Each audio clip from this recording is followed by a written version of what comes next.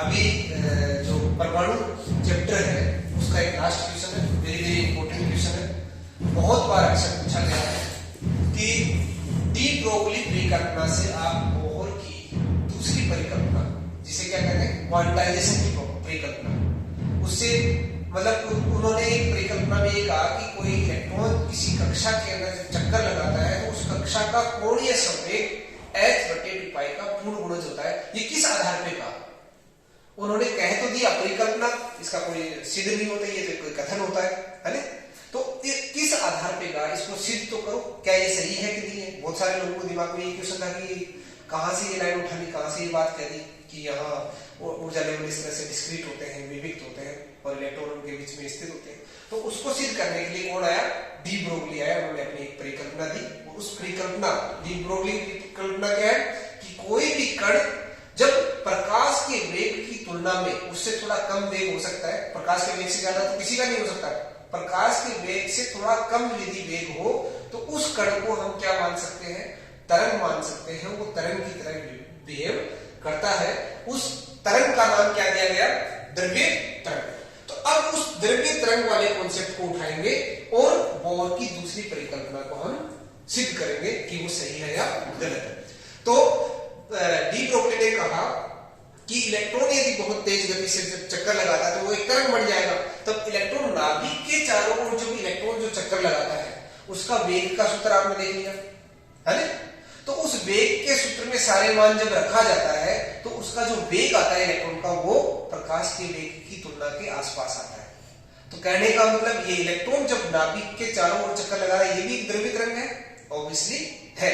De Broglie के अनुसार ये भी द्रव्य तरंग है।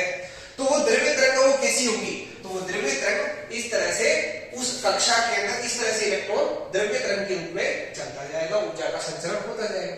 ठीक है। अब वो जब इलेक्ट्रॉन जब चल रहा है तो ये अप्रगामी तरंग का निर्माण करता है।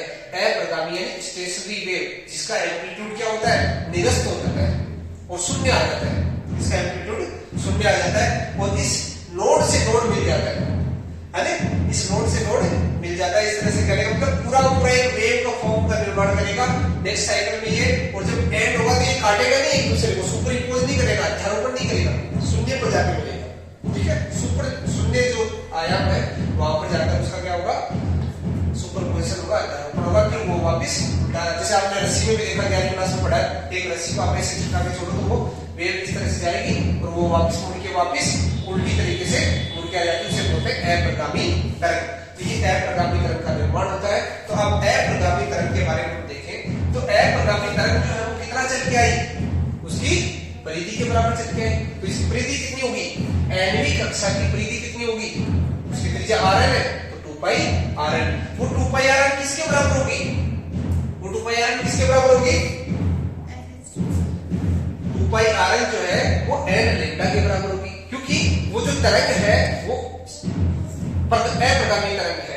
यानी हो सकता है उसमें 2 खंड है, हो सकता है 3 खंड है, 4 खंड है, 5 खंड, जितने भी है, पर वो पूरा पूरा एक तरंग है तो वो n लैम्डा के बराबर होगी। n लैम्डा बराबर 2πrn।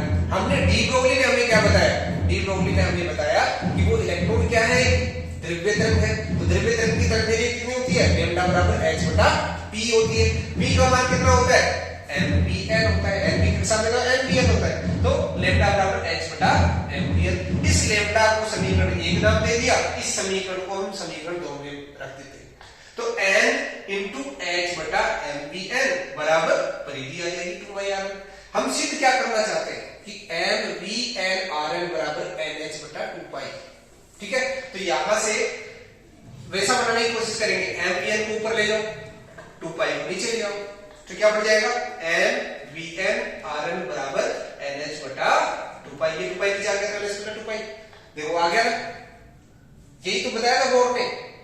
अब ये बता कौन रहा? ध्यान रखो, यहां पर बच्चों को डाउट रहता है कि सभी तो वो बहुत बड़ा ही यहां बता रहा है डी ब्रोगली। ये व्याख्या कौन कर रहा है? De Broglie. यहां बोर का कोई लेना देना नहीं है। डी ब्रोगली जब व्याख्या कर रहा है तो डी ब्रोगली ने देखा कि उसका एंगुलर मोमेंटम कोणीय संवेग h/2π का पूर्ण गुण हो जाएगा। किसका? इलेक्ट्रॉन का कोणीय संवेग। तो यही तो बात किसने बोली थी? बोर ने बोली थी। इसका मतलब बोर की दूसरी परिकल्पना क्या है? सही है। उन्होंने जो सोचा है वो सही सोचा है, उनका जो कथन है वो एकदम सही है।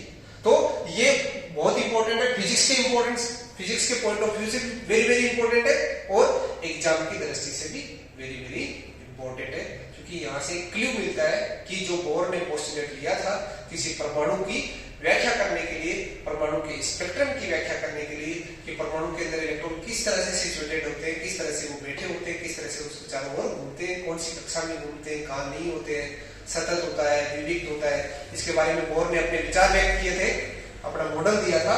और उस मॉडल की सत्यता जो दूसरी अभिधारणा है, क्योंकि पहली तो सबको पता था, पहली में तो सब अंडरस्टूड थे कि प्लानेट के चारों ओर कौन चक्कर काटता है, सॉरी सूर्य के चारों ओर चक्कर कौन काटता है, ग्रह चक्कर काटते हैं। तो वहां से भी थोड़ा बहुत अपने दिमाग में माइंडसेट बैठता है कि वो बात तो सही हो सकती है, रदरफोर्ड ने अपने को ये बात बताई भी है ना, वहां पर भी रदरफोर्ड प्रयोग भी करता है ना, गीगर और मार्स में उसके प्रयोग भी करते हैं। वहां से नाभिक के चारों ओर इलेक्ट्रॉन के चक्कर लगाने की बात की पुष्टि तो होती है, पर इलेक्ट्रॉन चक्कर कैसे लगाता है ना, क्या उनके चारों ओर क्या होती है, तो कक्षाओं की जो बात है वो बोर करता है, और कक्षाओं की बात जब बोर करता है तो उसके साथ क्या आती है, परिकल्पना आती है क्वांटम की।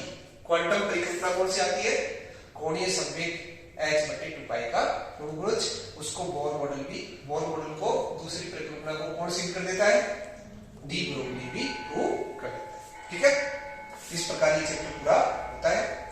फिर मिलते हैं नेक्स्ट चैप्टर के साथ।